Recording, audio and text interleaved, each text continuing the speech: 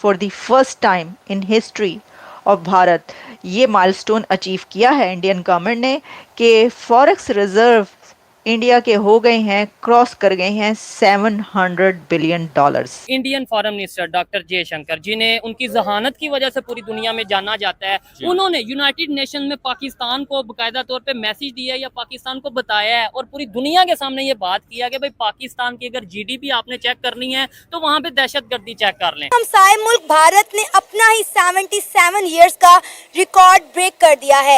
India के forex reserves $690 billion पे पहुंच चुके हैं और अगर हम बात करें पाकिस्तान की तो पाकिस्तान $7 बिलियन के लिए IMF के तरले मिन्नतें कर रहा होता है कि भाई हमें डॉलर दे दे वरना पाकिस्तान डिफॉल्ट हो जाएगा। आता है 1991 वाला समय जब भारत के पास 10 दिन का इंपोर्ट कराने का भी जो पैसा है, जो डॉलर्स है, वो नहीं बचा था और इसीलिए हमारे देश में आई थी बैलेंस ऑफ पेमेंट क्राइसिस। हम सब जानते हैं और तब हमने IMF से लोन लिया था, लेकिन उसके बाद से भारत ने जो प्रोग्रेस किया है हमने पीछे मुड़कर नहीं देखा है। अपने इंट्रो में तस्करा किया हिंदुस्तान का $700 अरब आपने बताया उनके ज़खायर हैं ज़र मुबादला के, तो ये एक हकीकत है। और लेकिन इसके साथ इस हकीकत के पीछे भी एक हकीकत है हिंदुस्तान की, जिसको दुनिया के लिए जानना बहुत जरूरी है।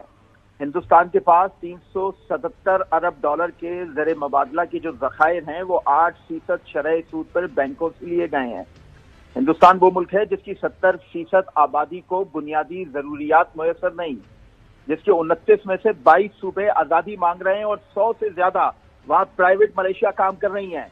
40% हिंदुस्तान पर हिंदुस्तानी हुकूमत की रेट खत्म हो चुकी है।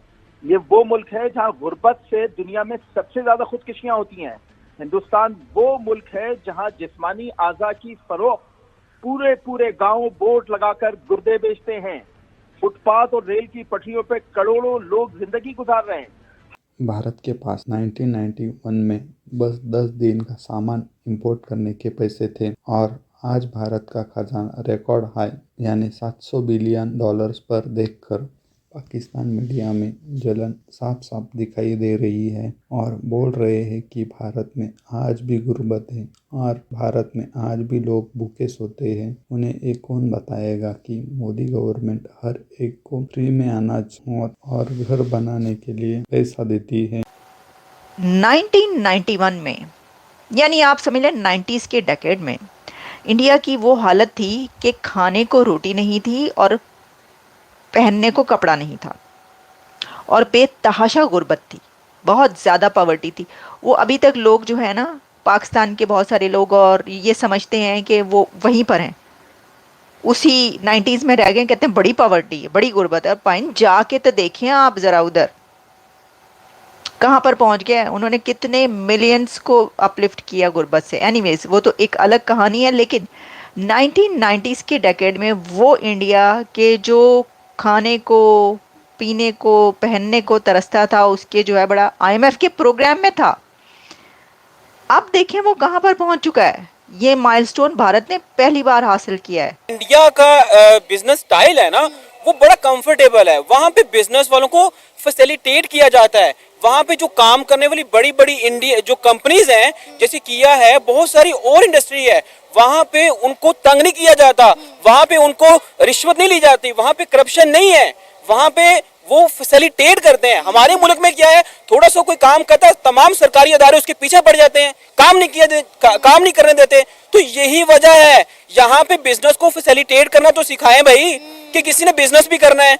आप दो चार कोई बिजनेस करता है बेचारा आता है, इतना उसको प्रेशराइज किया जाता है। गवर्नमेंट सतह पे देखें, सरकारी अदारे देखें, हर बंदा उसके पीछे पड़ जाता है, वो सारा कुछ समेट के भाग जाता है। तो कहाँ से रेवेन्यू जनरेट होगा?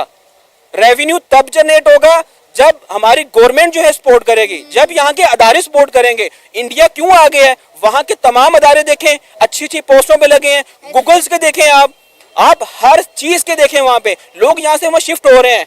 कहाँ चला गया 1 रुपया हमारा एक वहाँ का कितने चला गया?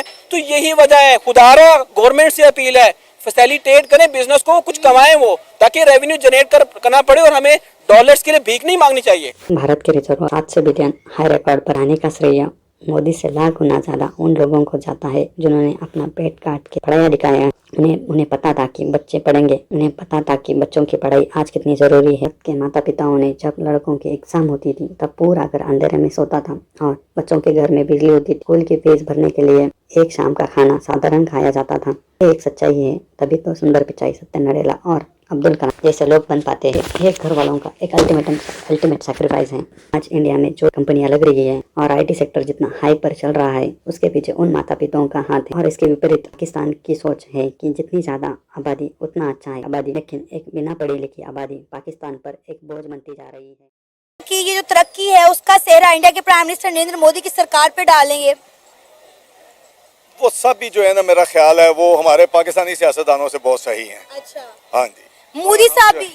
हाँ, मोदी भी अपने मुल्क के लिए तो वो अच्छा है ना, हमारे लिए वो जैसा भी हो, लेकिन अपने मुल्क के लिए तो वो अच्छा है ना। अब आप देखिए उन्होंने अपने मुल्क को कहां से कहां पहुंचा दिया। जी, वो आप देख लेंगे, उनके तकरीबन कुछ 700 बिलियन डॉलर के उनके में हाल रिजर्व्स हैं और हमारे 7 बिलियन डॉलर के रिजर्व हैं। और इसके बावजूद भी हम बेचारे क्या 2 बिलियन डॉलर हासिल करने के लिए, वो भी हमें 2 बिलियन डॉलर चाहिए। अगर हमने वो कर्जा लेना है, 7 बिलियन डॉलर का अगर कर्जा लेना है 3 साल में, तो हमें 2 बिलियन डॉलर चाहिए। और वो हम अब 11% सूद के ऊपर ले रहे हैं इंग्लैंड से। इंग्लैंड से हमने 600 मिलियन डॉलर हम इंग्लैंड से ले रहे हैं 11% सूद के ऊपर। अब आप देख लें कि वो क्या होगा। और सूद तो सर वैसे ही अल्लाह के साथ खुली जंग है। सूद तो कौमों का बेड़ा गर्क करके रख देती है। हाँ, तो वो कौमों का बेड़ा गर्क हो गया ना। 22% आपके सूद है, तो वो कौम का तो बेड़ा गर्क हो गया हुआ है। बाहर पैदा होने वाला बच्चा जो है वो 1.5-2 लाख का मकरूज है। अब जब मैंने जॉब की है 38 साल, 38 साल जॉब करने के बावजूद भी जितने पैसे मिले सब खाए गए, अब कोई बचत नहीं है। और लेकिन अब तो वो हाल हो गया है कि अब तो आप बिजली के बिल नहीं दे सकते। अब बिजली के बिल इतने ज़्यादा हैं, मेरा 1,07,000 रुपये का बिजली का बिल है, जो कि परसों लास्ट डेट है। अब आप देखें कि क्या बंदा खाएगा, क्या कमाएगा, और जिसके पास रोज़गार नहीं है वो क्या करेगा। इसमें कोई शक नहीं, मोदी एक विजनरी लीडर हैं। एक पढ़ी लिखी आबादी को कैसे आगे लेके जाना है उन्हें आता है। अब ये पढ़ी लिखी आबादी मोदी के लिए 700 बिलियन डॉलर क्या ट्रिलियन डॉलर का रिजर्व लेकर आएगी। उसके विपरीत एक बिना पढ़ी लिखी आबादी की ज़रूरतें अगर सरकार पूरी नहीं कर पाई तो वो विद्रोह करने पर उतर आएगी। ये एक सच्चाई है, पाकिस्तान को और डैमेज करेगी। और हो सकता है यह आबादी पाकिस्तान के सरकार को उखाड़ कर फेंक देगी और तालिबान जैसी एक सरकार बनाएगी, या फिर पाकिस्तान के 4 भागों में तोड़ डालेगी। उसका जिक्र ऑन कैमरा पाकिस्तान के फॉर्मल पीएम इमरान खान ने किया था। अगर आपको ये वीडियो पसंद आया तो वीडियो को लाइक करें और चैनल को सब्सक्राइब कर दीजिए। और आपको और कुछ रीज़न लग रहे हैं जो भारत को और आगे लेकर जा रहे हैं और पाकिस्तान को भी और पीछे लेकर जा रहे हैं, और उसे आप कमेंट कर सकते हैं।